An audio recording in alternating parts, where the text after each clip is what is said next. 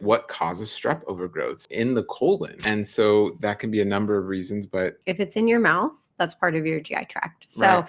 So frequently, people do stool tests and they're like, how did that get there in my stool? strep is in my colon. Oh no. If it's in your mouth, you're going to swallow it down. It's going to go Yeah. into your colon.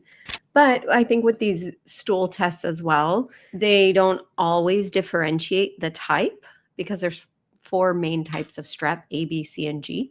And they don't always give you a virulence factor. So it could be dead strep that just got picked up because, maybe it is a regular part of your flora and then it just died and it tested positive in your poop. So it doesn't always give you a virulence factor. Sometimes it does to tell you if it's active and actually harmful.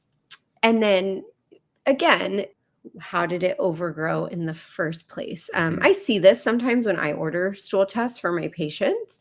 They'll have high strep and high staph. Oftentimes they'll have one or the other or both that are high. But a lot of times once you have it, they're really good at making biofilms, these little protective coatings around them. And they'll just kind of hang around there and they'll just stay around. So most of my patients who test positive for strep in their stool tell me, oh yeah, I used to always get ear infections, which oftentimes are strep, or throat infections or tonsil infections.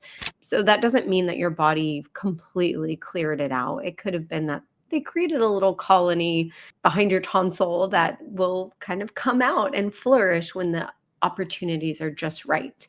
And we do know because of the types of gases that strep produce or the conditions that they create, they tend to de-acidify the environment of the gut.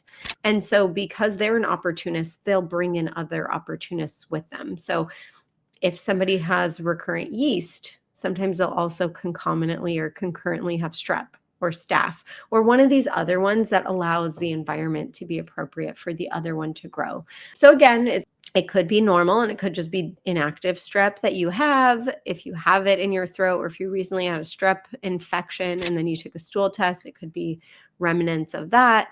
Or you could just have strep overgrowth that you have had unaddressed for a really long time. So you want to ask yourself those questions.